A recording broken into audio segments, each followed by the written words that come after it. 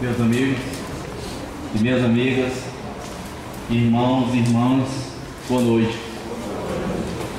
É com muito prazer que nós fazemos a abertura neste momento da doutrinária deste domingo, em que nós trabalharemos mais uma vez o tema da doutrina espírita.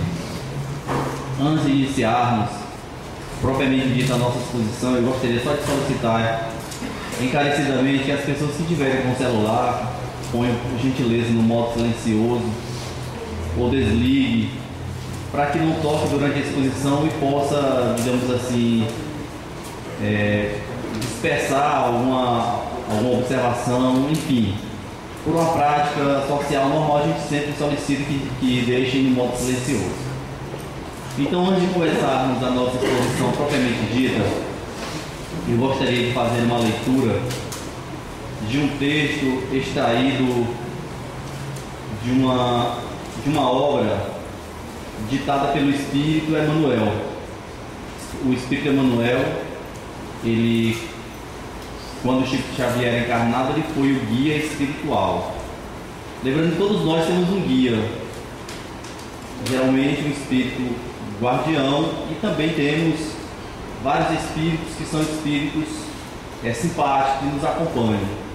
Não precisa, quem veio pela primeira vez hoje, quem nunca veio à casa espírita, não precisa ficar com medo, porque os espíritos são os seres inteligentes do universo. E nós somos esses seres inteligentes. Nós estamos no estado encarnado, podemos voltaremos naturalmente para o estado desencarnado, que é o verdadeiro estado do espírito. Na verdade, nosso verdadeiro estado de vida não é na vida física, é na vida espiritual. Por mais que isso possa nos parecer estranho, mas a vida física é uma espécie de morte. Por isso que na oração de São Francisco, ele dizia que é morrendo que se vive.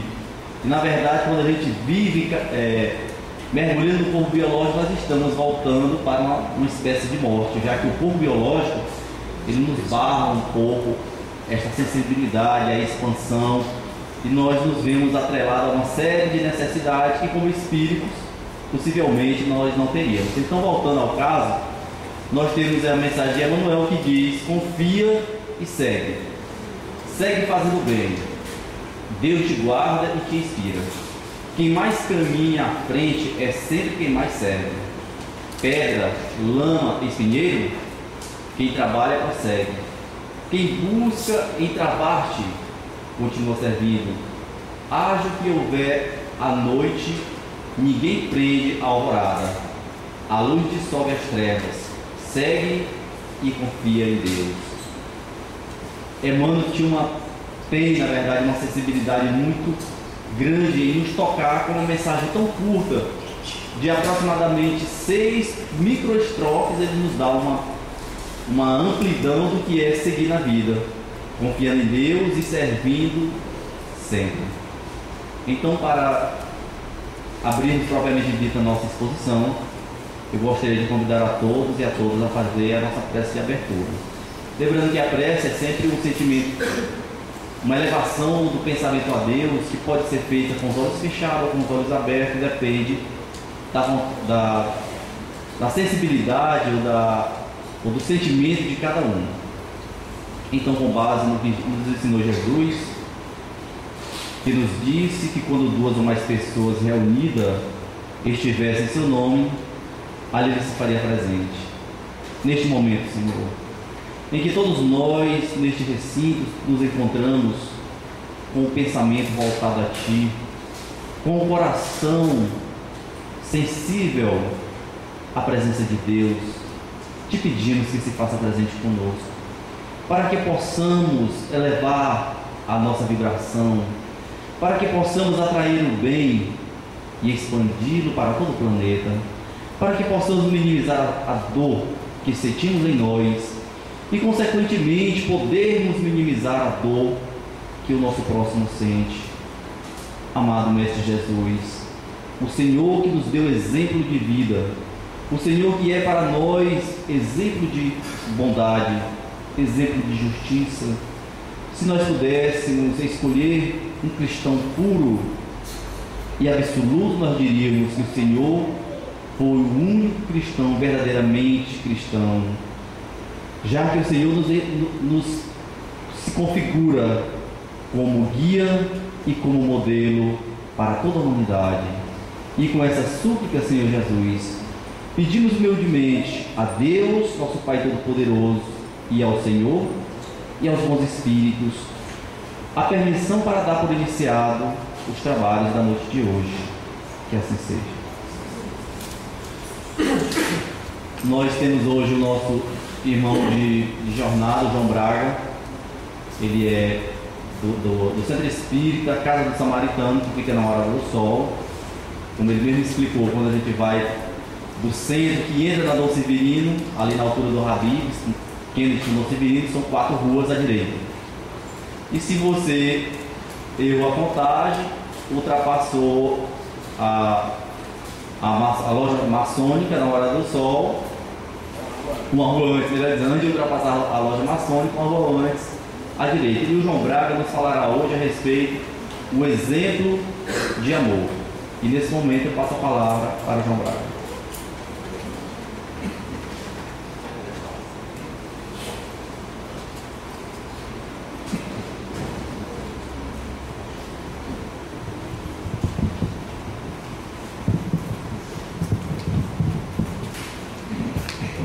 Boa noite a todos, muita paz. Louvado seja o nome do nosso Senhor Jesus Cristo. Bom, esse exemplo de amor que nós vamos falar chama-se Paulo de Tarso, que nasceu no ano 5 da nossa era. Praticamente, ele nasceu na época também de Jesus. Porque tem uma confusãozinha entre a data do nascimento de Jesus, como também a de Saulo de Tarso. Mas os estudiosos sempre dizem que eles nasceram praticamente na mesma época, mas não se conheceram. Não se conheceram enquanto Jesus Cristo estava presente, estava com corpo físico como nós. E Saulo nasceu na Cilícia, era cidadão romano. E depois de chegar ao momento da idade, ele saiu para ser discípulo de Gamaliel. Gamaliel era irmão de Hilel, que tinha uma escola religiosa, vamos assim dizer, uma universidade na época, junto com Shammai. Eram as 2 escolas religiosas judaicas que existiam na época. Então, Gamaliel era um doutor da lei respeitado. E assim, Saulo de Tarso, porque naquela época costumava se ligar muito o nome da pessoa ao local. Saulo de Tarso, porque ele nasceu em Tarso. Como também Maria de Magdala, porque ela nasceu em Magdala. Chama-se também Jesus de Nazaré, porque ele nasceu, na verdade, pelos evangelhos em Belém, mas foi residir em Nazaré.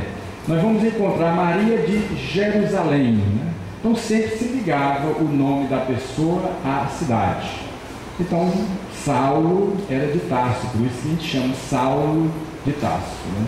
Uma família rica e que foi ser assim estudante, né, de Gamaliel, e começou a aprender as leis do Pentateuco mosaico, né? Essas leis que Moisés recebeu no Monte Sinai através de um efeito físico ou de uma escrita direta, em que os Espíritos se manifestaram para que assim nos deixasse Moisés os 10 mandamentos da lei de Deus, que Jesus Cristo mais tarde iria simplificar em 2, para ficar mais fácil para nós, né? Amar a Deus sobre todas as coisas e ao próximo como a ti mesmo. Lembrando que a gente só pode amar a Deus se nós nos amarmos primeiro, né? Nós não podemos tirar de onde nós não temos. Então, Saulo se tornou logo um aluno exemplar, porque ele era muito inteligente.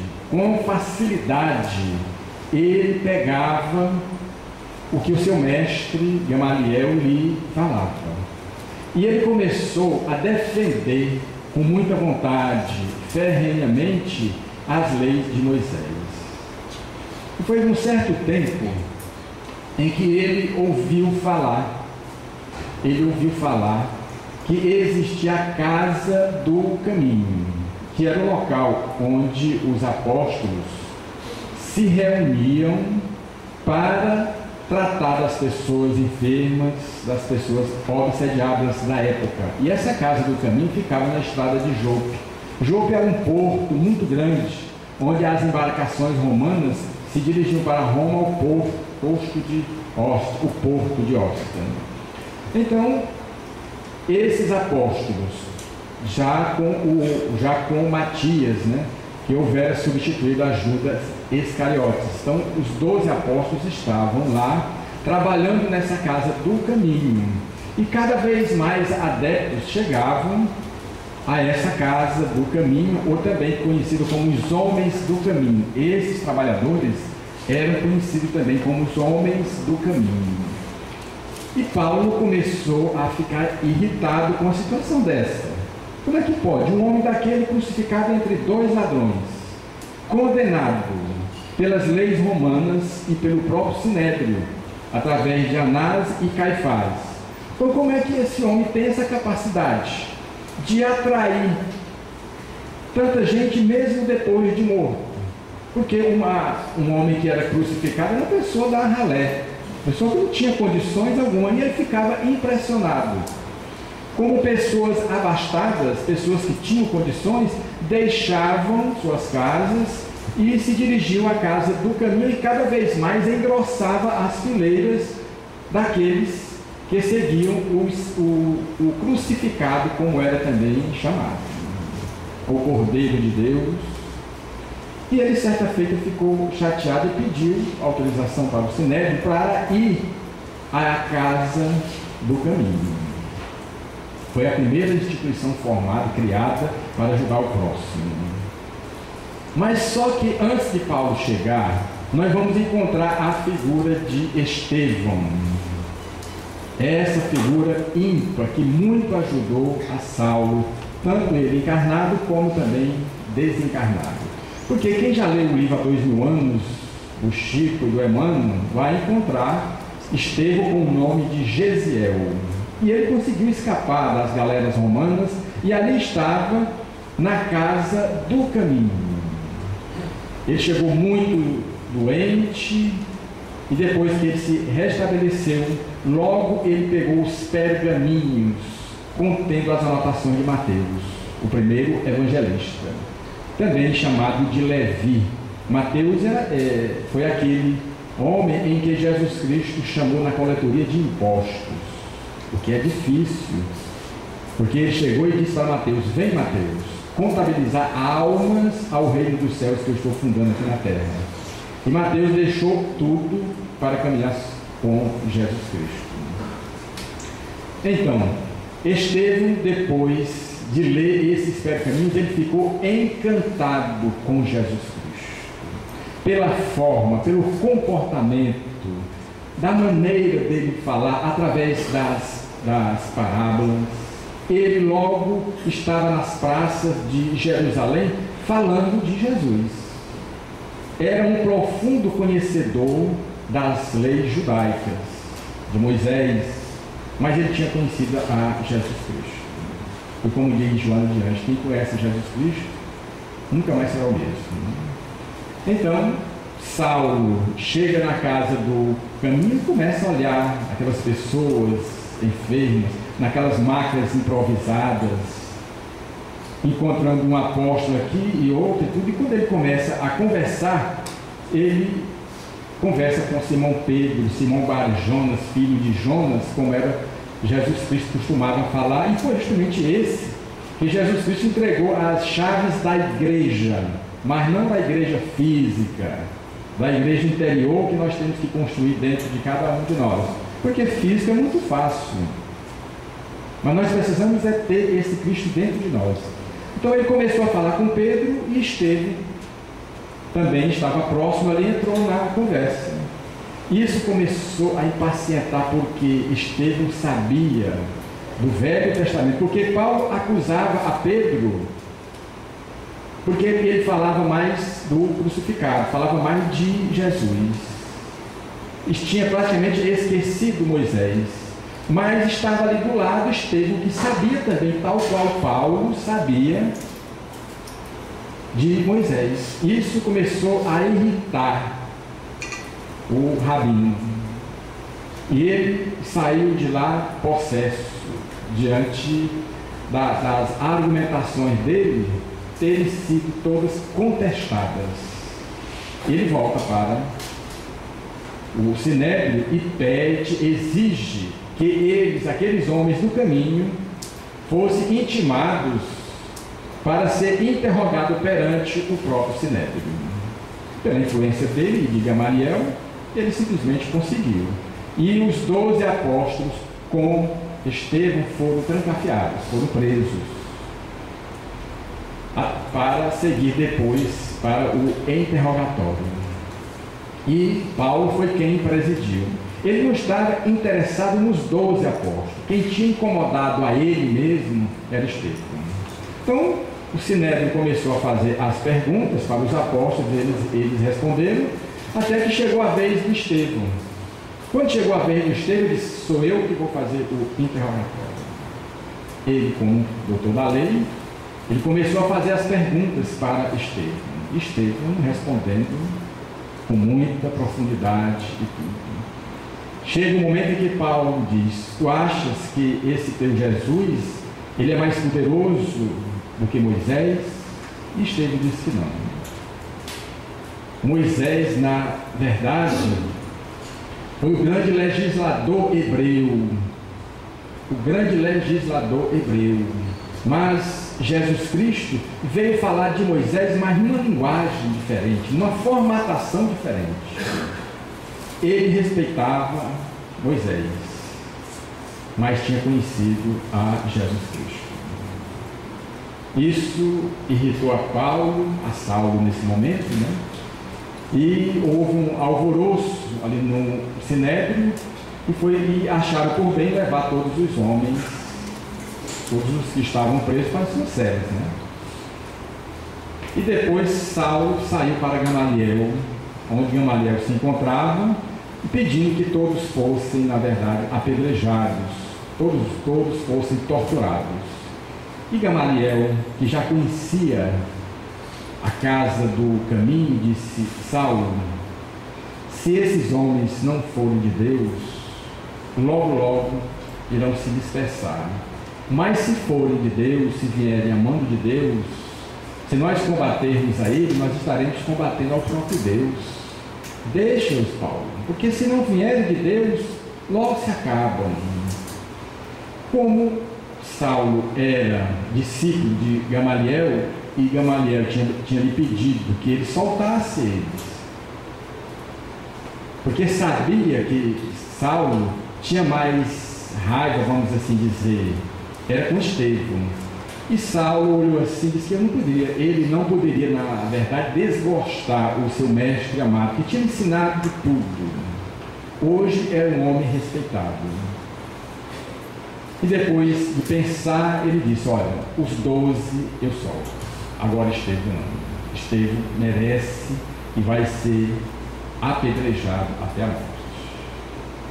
E Gamaliel pensou, disse: poxa, nesse caso aí, eu estou pelo menos libertando os 12 que vão voltar para a casa do caminho e continuar seu trabalho. Um vai ter que ser sacrificado. E foi justamente Estevão. E quem lê o livro vai comprovar que Saulo andava há mais de 3 anos procurando a Gesiel, e estava ele bem ali na sua frente, um outro nome, que era o irmão da sua Abigail, da sua noiva. Tão próximo. E assim, Estevão foi lapidado, foi apedrejado até a morte. Antes de morrer, ele reconhece a irmã dele que estava na plateia, reconhece o irmão, mesmo todo ensanguentado, e pede para Saulo levá-lo para um local próximo ali, e conversa com ele, e ele entrega a sua irmã para o grande perseguidor dos cristãos. Mas logo Saulo comprovou que não dava mais. E assim ele não procurou mais a sua noiva. Mas o ódio dos cristãos, pelos cristãos nesse caso, aumentou muito mais ainda. Muito mais ainda. Porque ele não se conformava, mesmo Estevão, que quando desencarnou, saiu do corpo físico, ele pediu a Deus, a Jesus Cristo, né, nesse caso, para ser o guia dele. Como também Abigail, depois de partir, ela ficou para ajudá-lo, né? Também como um dos espíritos que ajudavam a Saulo. E Saulo, depois disso, a perseguição aos homens do caminho e aos cristãos ficou muito pior, porque parece que ele tinha enlouquecido. E um dia ele soube que em Damasco havia um homem chamado Ananias, que era um simples carpinteiro, e que tinha ajudado a sua noiva Abigail. E a Abigail se tornara cristã. Então ele, possesso, ele consegue uma autorização do Sinédrio para prender Ananias. Ele queria trazer Ananias a ferros para ser julgado e lapidado, apedrejado ali na praça pública. Pela influência, o Sinédrio lhe deu essa carta de autorização.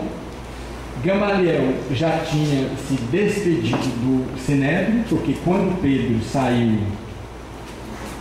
da prisão, Pedro entregou para Gamaliel o pergaminho contendo os ensinamentos de Mateus. Aquilo ali foi um tesouro para Gamaliel, que se debruçou naqueles pergaminhos para penetrar-se na essência dos pensamentos e dos ensinamentos do nosso Senhor Jesus Cristo. Naquela época não era fácil escrever, porque você tinha que o quê? Matar um bode, espichar o couro, esperar um mês que ele secasse, botava tipo um cal, e depois começava a escrever. Não tinha pontuação, não tinha nada, tudo era junto para aproveitar o espaço, porque não tinha borrachinha como tem hoje, né?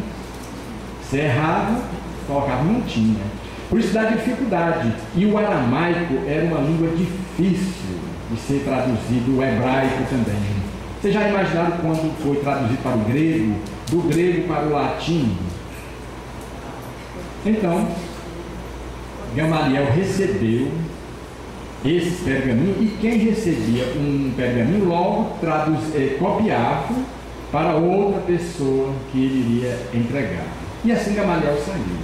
E Paulo também chamou 2 soldados da sua confiança, montaram nos animais e saíram para Damasco, que era uma viagem de 2, 3 dias, no deserto, uma viagem muito difícil.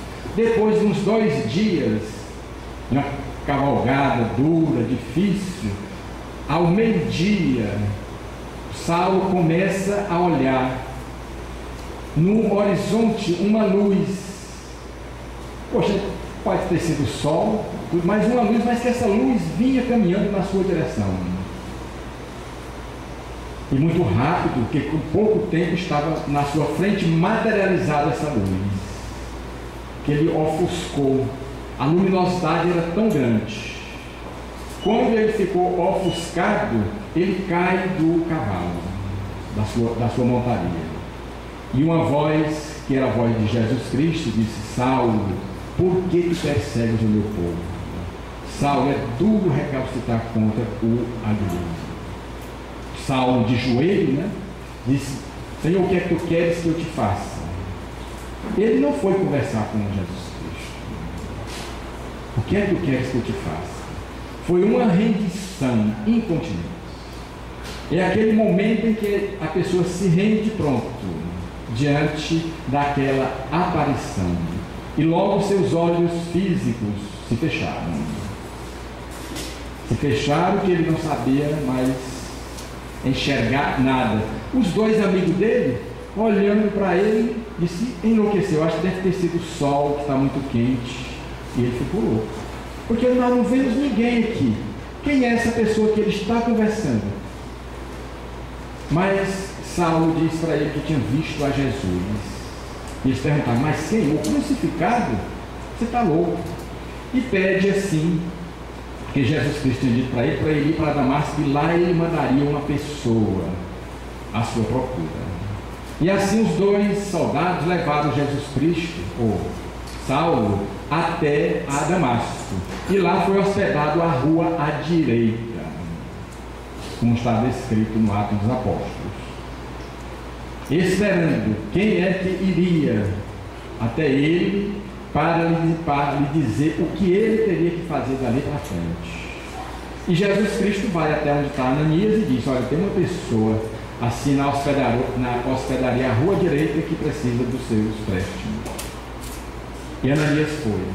Quando ele chegou lá, a porta estava semi-aberta. Quando ele tocou e olhou a pessoa que estava lá dentro, ele reconheceu o terrível perseguidor dos cristãos. O primeiro perseguidor dos cristãos estava ali na sua frente, cego.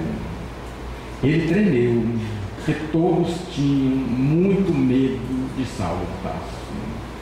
Ele tremeu e ainda tentou não se aproximar, mas Jesus Cristo tinha incumbido daquela tarefa, daquela missão.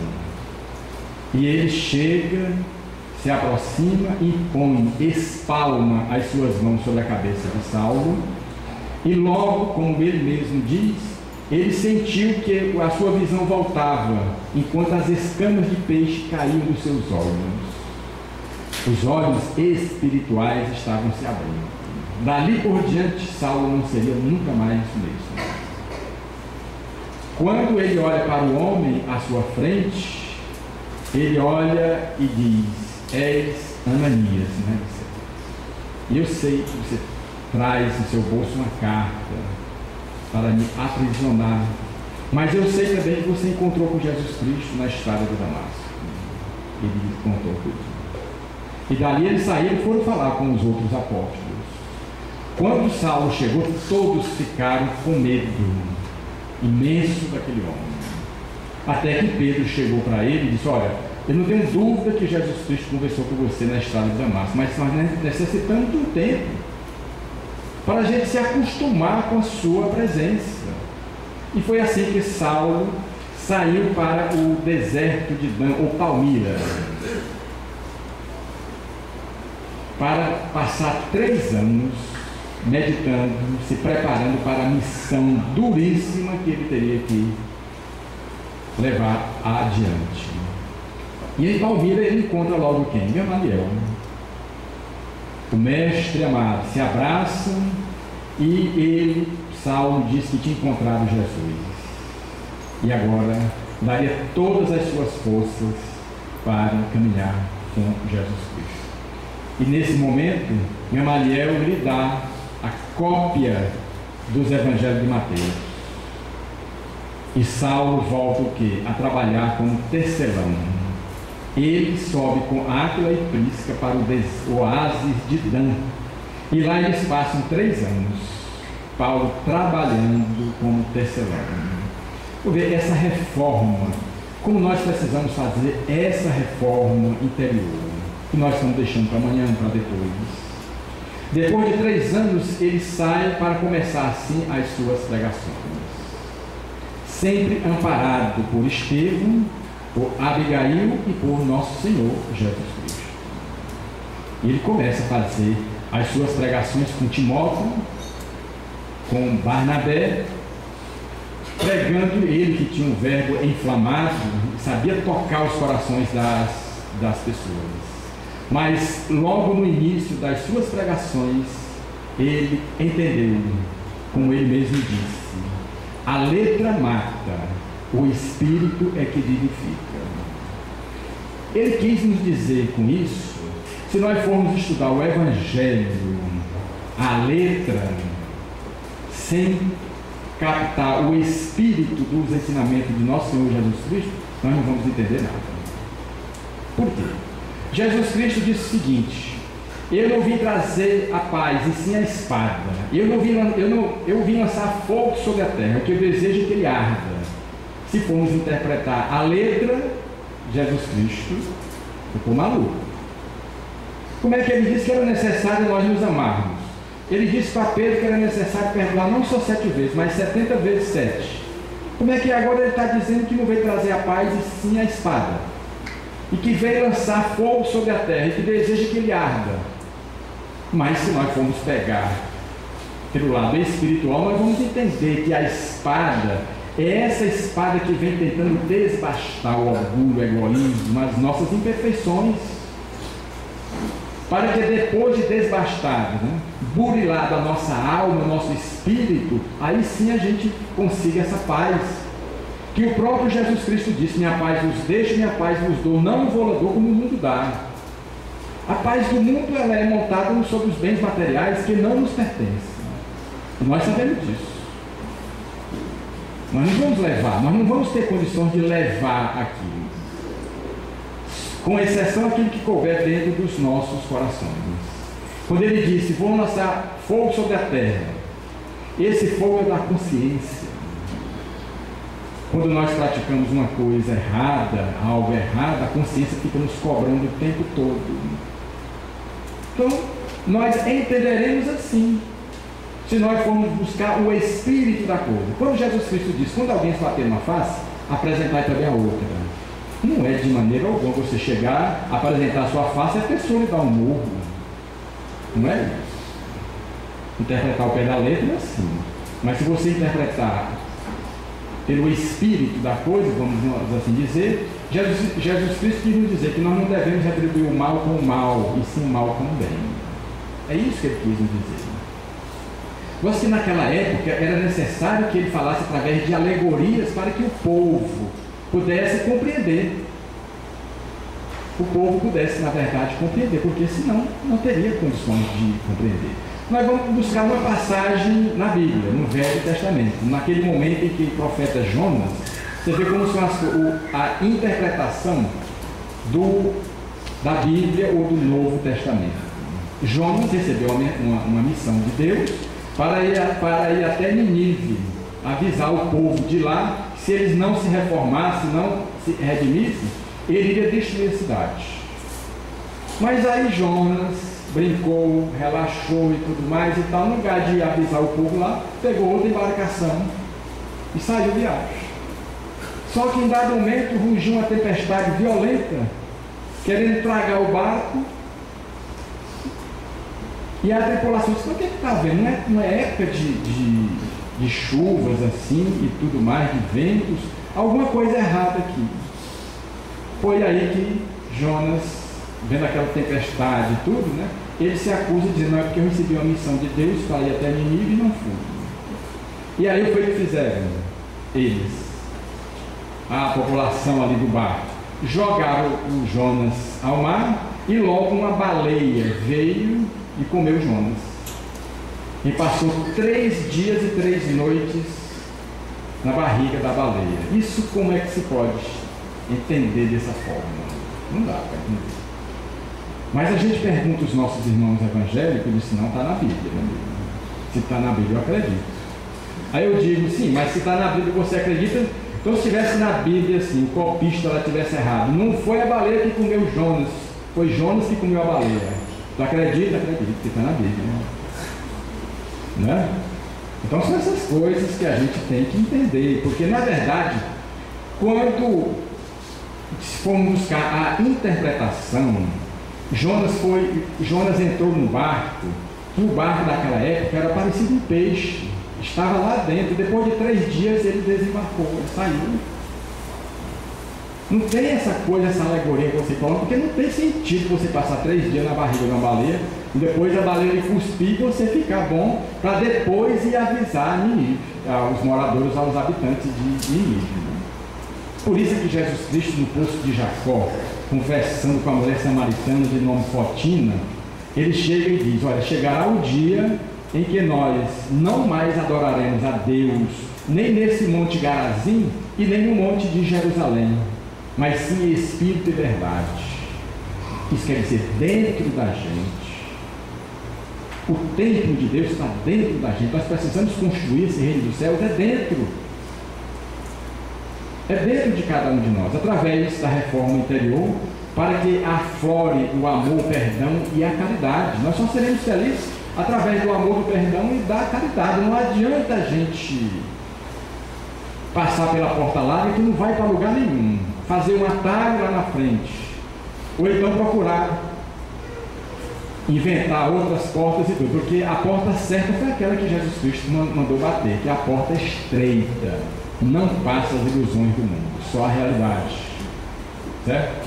Bom, então eu cunhei até umas frases aqui de Paulo, para que a gente possa comprovar de que nós caminhamos sob as pegadas de Paulo. As dificuldades que Paulo teve, nós também estamos tendo. Todos nós somos filhos de Deus. Todos nós partimos do mesmo ponto, como diz o livro dos Espíritos. Nós fomos criados simples e ignorantes. Então todos nós chegaremos.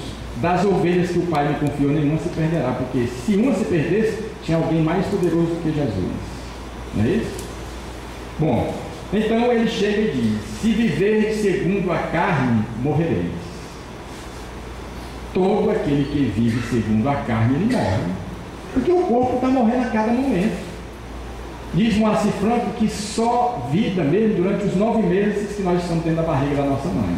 Na hora que nasce, já começa a morrer. Então, se nós vivermos segundo a carne, segundo a matéria, nós vamos morrer.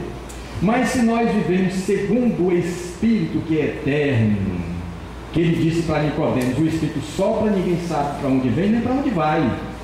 O que é carne, o que é Espírito.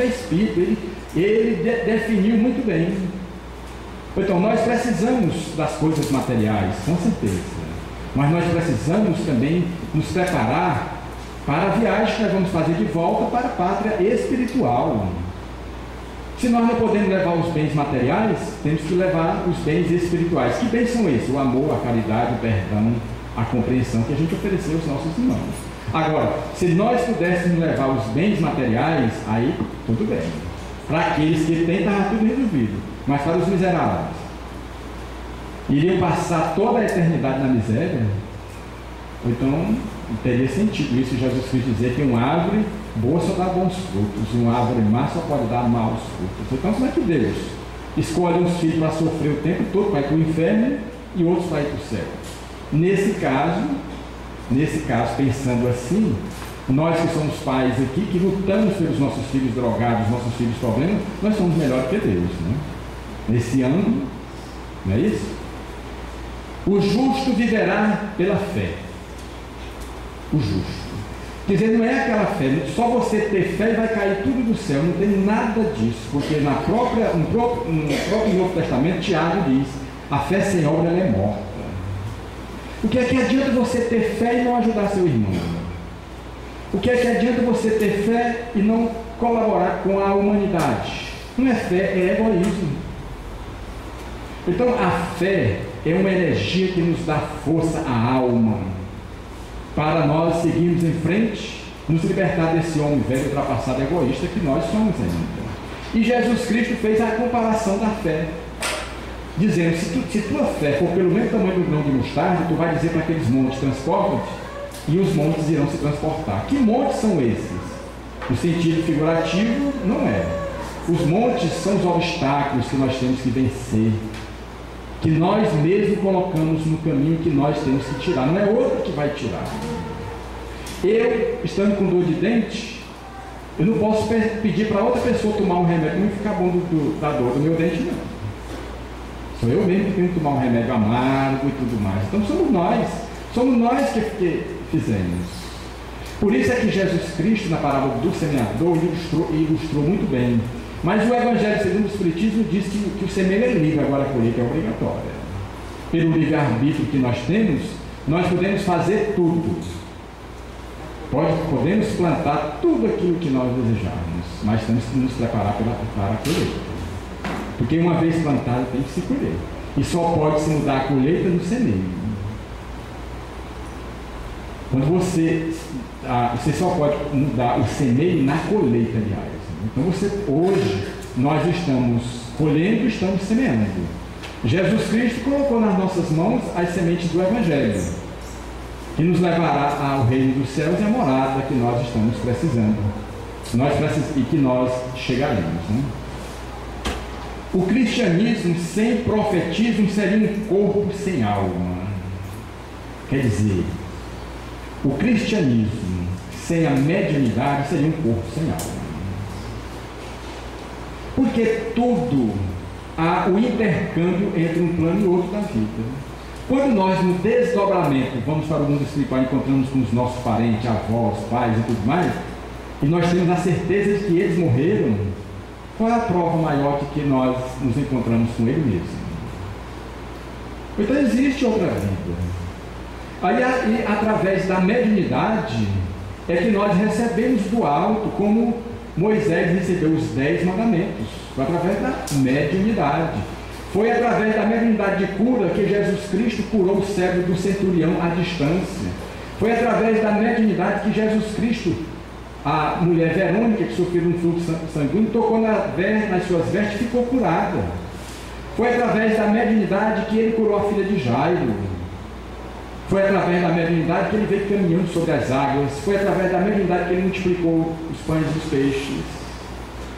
Foi através da mediunidade em que Pedro, depois do dia de Pentecostes, 50 dias depois do retorno de Jesus Cristo do túmulo, que está descrito no Atos dos Apóstolos, no dia de Pentecostes, as línguas de fogo ou desceram do céu, e que os nossos irmãos no próprio Novo Testamento diz: o Espírito Santo desceu e eles ficaram cheios do Espírito Santo.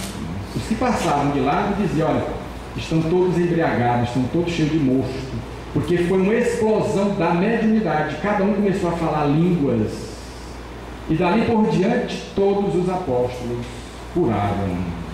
Pedro chegou na Porta Formosa, tinha um aleijado, pediu esmola, ele disse: ó, nem prata nem ouro tenho, mas te digo em nome de Jesus Cristo, ergue-te. E o aleijado se ergueu e saiu caminhando. Então, Paulo também, ele curou a muitas pessoas. A mediunidade nos dá essa certeza, essa força para nós seguirmos em frente. Como eu já falei, nesses sonhos, nesses desdobramentos, muitas vezes a gente vai dormir de um jeito, quando a gente volta totalmente diferente daquilo que nós fomos ontem.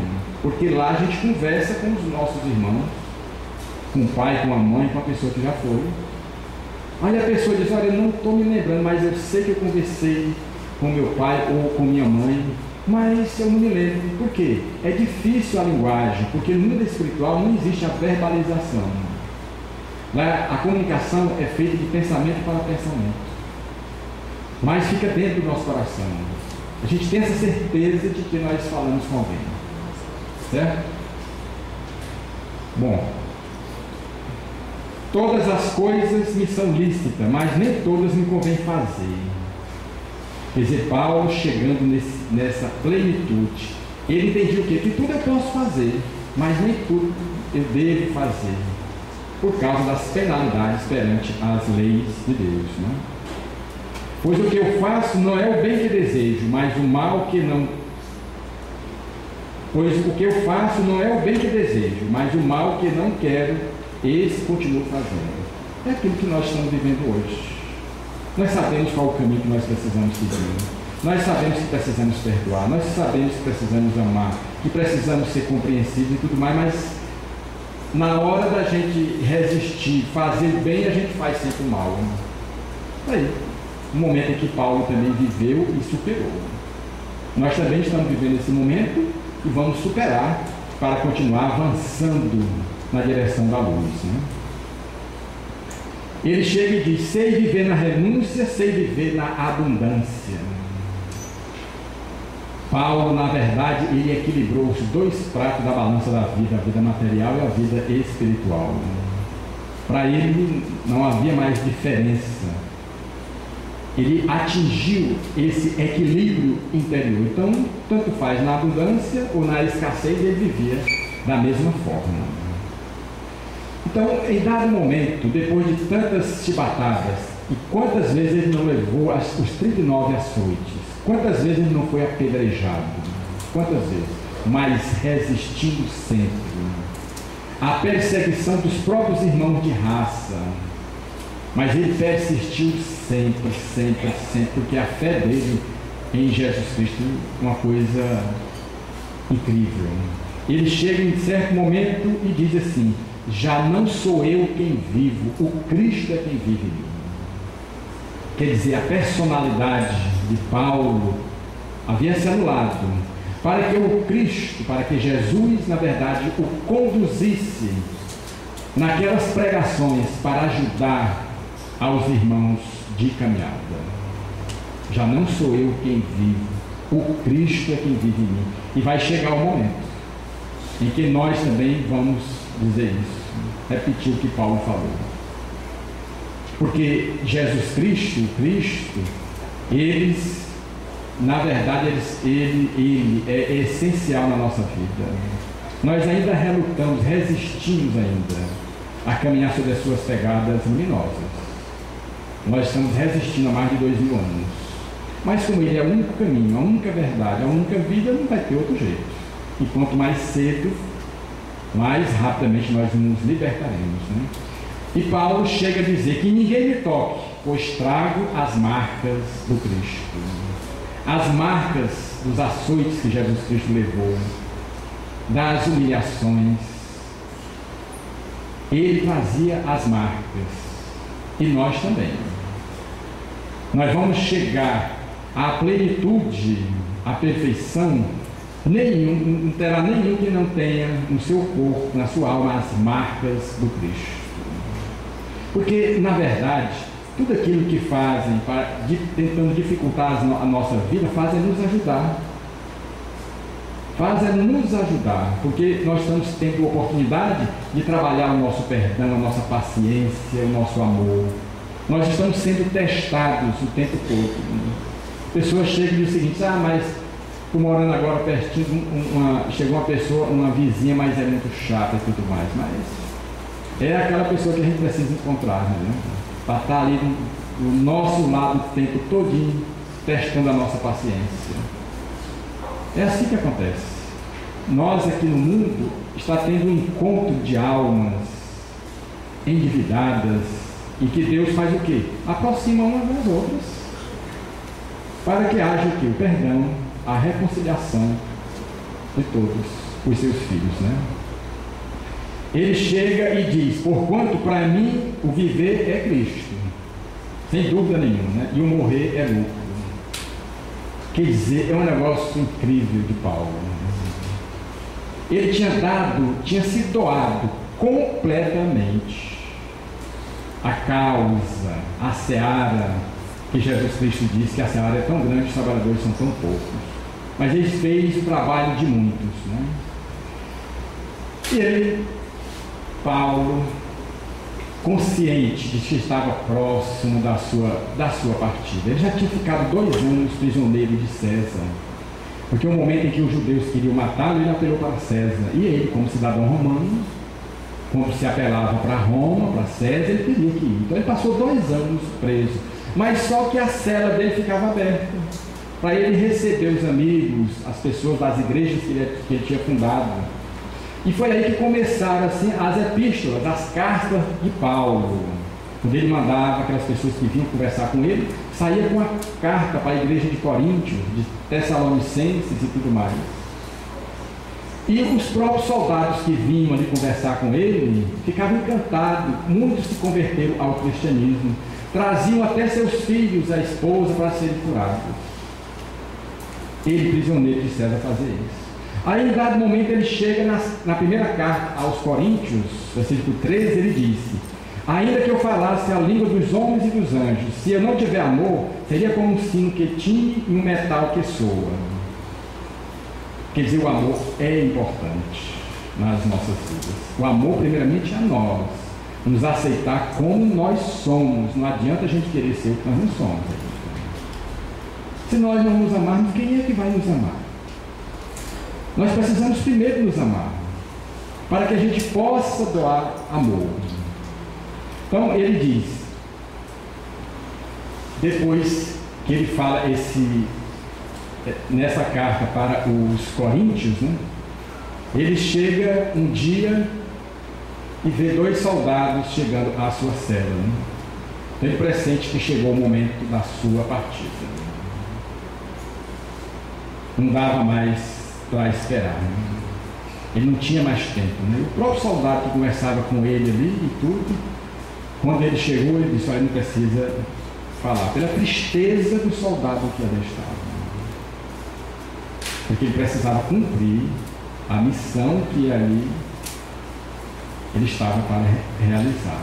Então Paulo saiu com os 2 soldados, caminharam pela via Ápia, depois se distanciaram um pouco mais, até o momento em que eles pararam, e Paulo, sabendo que havia chegado o momento, ele dobra um pouco o corpo, né?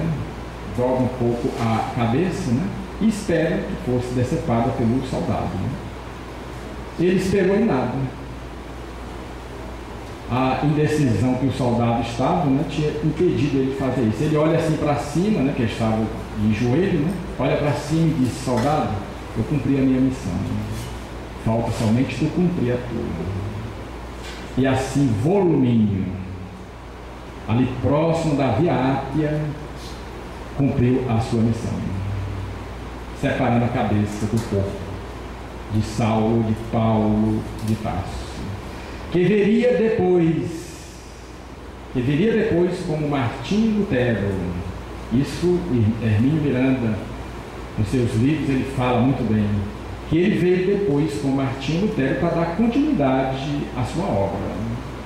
Como tantos espíritos estão vindo agora, nessa transição planetária, nessa regeneração do mundo, os apóstolos, todos estão vindo, vão reencarnar aqui, vão voltar à Terra para esse fechamento, porque Jesus Cristo disse que somente os mansos herdarão a Terra. Então nós estamos tendo as últimas oportunidades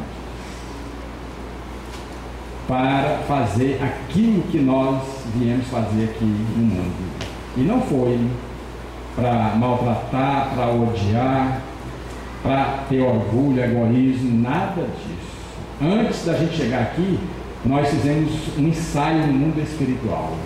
Nós escrevemos tudo que nós precisamos fazer aqui. Nós podemos mudar pouca coisa. Então, se nós achamos às vezes a nossa vida um pouco complicada, é só na próxima vez a gente fazer, a gente for programar, a gente dá um jeitinho, né? Mas quando a gente está lá, a gente pensa diferente daqui.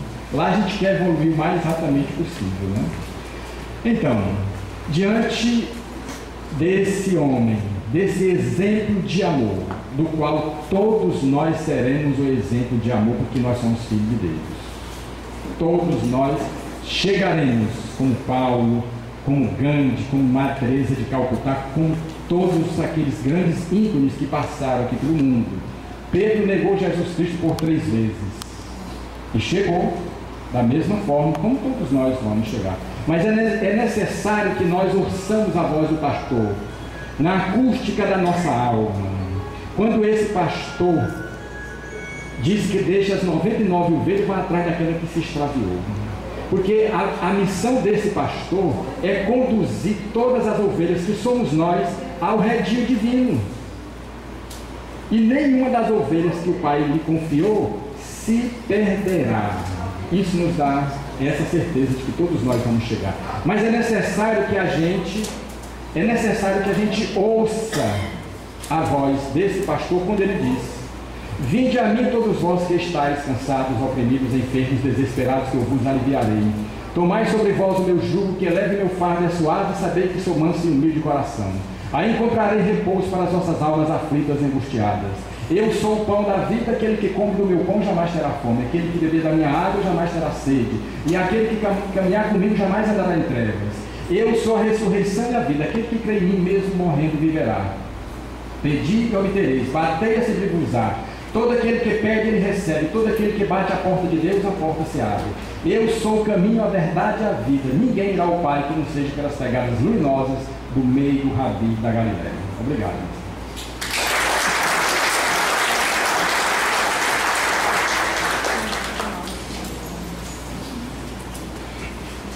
Muito bem, então nós tivemos a exposição do João Braga, nos falando da trajetória de um exemplo de amor, que é a trajetória de Paulo de Tarso, que se configura para nós como um dos grandes expoentes do cristianismo aqui na Terra. Então, antes de passarmos à nossa outra fase, eu gostaria só de dar alguns avisos.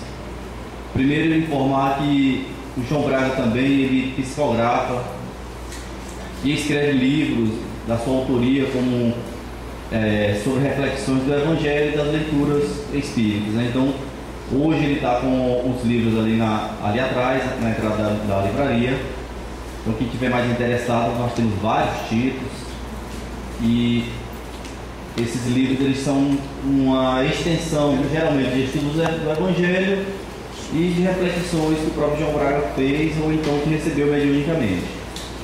E lembrando que depois da Semana Santa, nós temos, a Semana Santa termina no dia 5, e aí no próximo final de semana da Semana Santa, no sábado, nós temos uma palestra aqui no auditório. Ela ocorrerá às 3 horas da tarde. O tema é Espiritismo e Neurociência, com a Nete Guimarães. A mesma palestra, quem não puder vir no sábado da tarde, ela vai ser exposta às 19 horas no auditório da Faculdade de Santo Agostinho. E no nosso mural nós temos toda a nossa programação de seminário que vai ser dado pela FEP, a Justiça Divina. E nós temos também a 8ª jornada da Associação Médico Espírita do Piauí, que acontecerá em agosto, que também está aqui no nosso mural. E aquelas pessoas que estão interessadas em se aprofundar mais, já que a exposição é esse diálogo que a gente mais ouve do que conversa, do que participa, que é exposto aproximadamente em 45 minutos. E aí, paralelo a esta palestra, nós temos o estudo do ESD, que é o estudo sistematizado da doutrina espírita. Acontece no sábado, às 18h, e na terça, às 18h30. Então é um estudo aberto, as pessoas podem vir, se aprofundar mais na doutrina espírita, e assim compreender mais, e aí fazer escolhas na vida carnal e na vida espiritual. A nossa colega aqui do lado quer dar um aviso, vou passar rapidinho para ela. Boa noite, pessoal. Bem, eu gostaria de falar sobre a comunicação social na Federação Espírita Piauiense. Nós estamos fornecendo vários tipos de contas, Instagram, Facebook, YouTube, para vocês poderem acompanhar as novidades da Federação. Bem, a gente tem o Instagram, quem pode ver ali no mural, o endereço é @fepiauí. E teve um domingo aqui passado que eu falei sobre a conta no YouTube que eu filmava as palestras. Bem, como todos sabemos, o início de todo trabalho dá trabalho. Consegui postar o vídeo da semana passada hoje, já está disponível, é só vocês colocarem o nome do palestrante ou o tema da palestra ou a data que vocês vão achar no YouTube. Muito obrigada. Muito bem.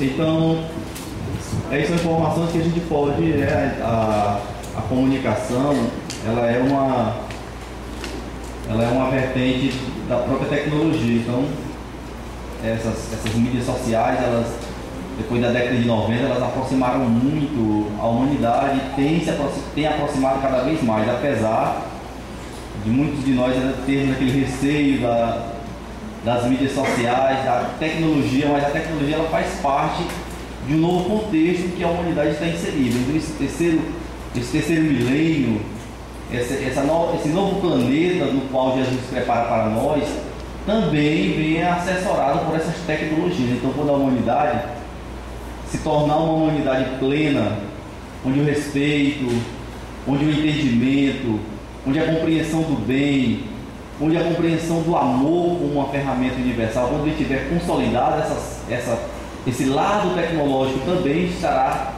em equivalência com esse avanço do lado social que nós teremos atingido.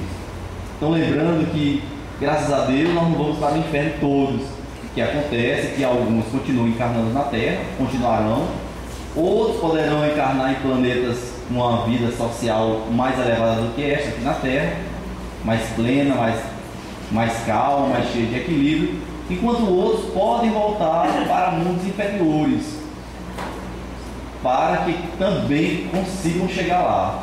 Então Deus estabeleceu uma meta para todos nós, a felicidade. Cedo ou tarde, todos nós seremos felizes. Só resta uma coisa para nós: buscarmos essa felicidade que não está nem lá nem acolá. Ela vai estar dentro de cada um de nós.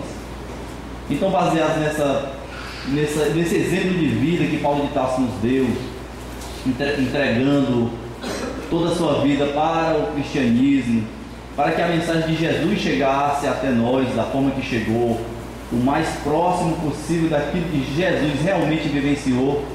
Em homenagem a esses grandes espíritos, nós convidamos a todos e a todas presentes a fazer a nossa prece de encerramento. Amado Deus, Pai de grandeza, de bondade, de justiça, Criador do universo, que nos deu a vida, que nos possibilitou participarmos da existência, te pedimos, Senhor, a segurança de nos tornarmos cada vez mais próximos uns dos outros. Te pedimos a força suficiente para passarmos por esta encarnação de maneira satisfatória. Te pedimos, Senhor, a possibilidade da reflexão, para que possamos olhar para dentro de nós mesmos e buscarmos o que há de ruim e tirarmos de nós, para que possamos ampliar as potencialidades da paz e do amor. Nos faz, Senhor, espíritos amigos, nos torna seres capazes de compreendermos a dificuldade do nosso próximo.